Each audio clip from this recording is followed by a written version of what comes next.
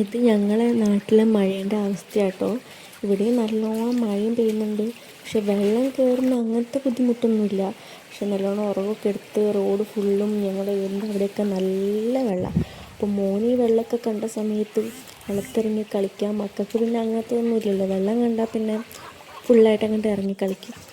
അപ്പം ഞാൻ വിചാരിച്ചു എന്നാൽ അവനെയും കൂട്ടിയിട്ട് അമ്മൂസിനെയും അമ്മത്തിനെയും കൂട്ടി ഒന്ന് തോട് വരെ ഒന്ന് പോയിട്ട് വരാമെന്ന്. മെല്ലെ കളിച്ചാൽ മതി, വീഴും കേട്ടോ. എല്ലാവരും സേഫാന്ന് വിചാരിക്കുന്നു. ഞങ്ങളുടെ നാട്ടിൽ അത്രയും വലിയ ബുദ്ധിമുട്ടൊന്നും ഇല്ല കേട്ടോ. വെള്ളം അത്യാവശ്യം കുറച്ചങ്ങോട്ട് കയറും. കാരണം എൻ്റെ വീടിൻ്റെ തൊട്ട് താഴത്തിന് ഈ വയലാണ് വരുന്നത്. പിന്നെ നല്ലൊരു വലിയ തോടും വരുന്നുണ്ട്.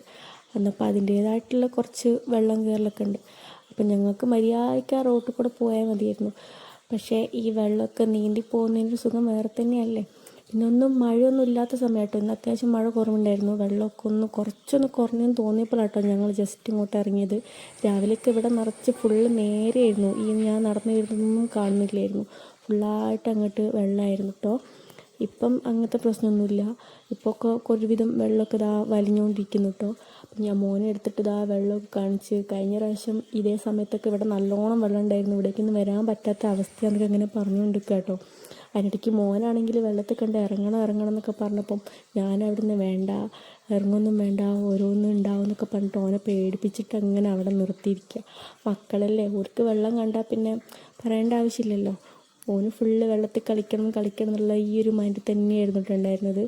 അങ്ങനെ പിന്നെ ഞങ്ങൾ അവനെയും കൂട്ടിയിട്ട് നേരെ കുറച്ച് അപ്പുറത്തേക്കുള്ള സ്ഥലത്തേക്ക് മെല്ലെ അവിടെ കുറച്ച് വെള്ളമേ ഉള്ളൂ. അന്നപ്പോൾ അവന് കുറച്ച് കളിക്കാമല്ലോ എന്ന് വിചാരിച്ചിട്ട് നേരെ അവനെയും കൂട്ടിയിട്ട് അങ്ങോട്ട് പോകാം കേട്ടോ. കുറച്ച് നേരം ഞങ്ങൾ അവിടെ ഇരുന്നു കേട്ടോ. ഇങ്ങനെ ഇരിക്കാനും നല്ല സുഖമാണല്ലോ. ഓരോ സ്ഥലത്തും ഓരോ കാലാവസ്ഥയായിരിക്കുമല്ലോ. ഇവിടെ ഇപ്പം മഴ ലേശം കുറവുണ്ട്. ഓരോ സ്ഥലത്തൊക്കെ സമയത്തൊക്കെ ഫുള്ള് വെള്ളം കയറിയും വീട് ചുറ്റിയും അങ്ങനെ ഓരോ ബുദ്ധിമുട്ടൊക്കെ ഉണ്ട്. പിന്നെ അവിടുന്ന് ഞങ്ങൾ നേരെ വീട്ടിലേക്ക് തിരിച്ചു കേട്ടോ. വീട്ടിലെത്തിയ പറഞ്ഞ വെള്ളത്തിലിരുന്നു കേട്ടോ.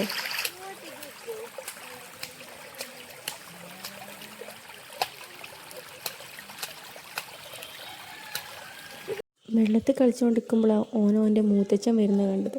പിന്നെ നേരെ മൂത്തച്ഛൻ്റെ അടുത്തേക്കുള്ള ഒറ്റ ഓട്ടമായിരുന്നു. ഓടുമ്പോൾ ഞാൻ ഓടരുതെന്ന് പറയുന്നുണ്ട്. അതൊന്നും അവൻ കേൾക്കുന്നില്ല. പിന്നെ അവൻ്റെ അടുത്തുള്ളൊരു മോനായിട്ടത് ഇച്ചീസ്. പിന്നെ അവരെയും കൂട്ടി കുറച്ച് നേരം അവിടെ നിന്ന് ഇങ്ങനെ കളിച്ചു. അപ്പോൾ ഇത്രയേ ഉള്ളൂ. ഇനിയും മഴയൊക്കെ ഉണ്ടാകും. എല്ലാവരും സേഫായിട്ട് ഇരിക്കുക കേട്ടോ.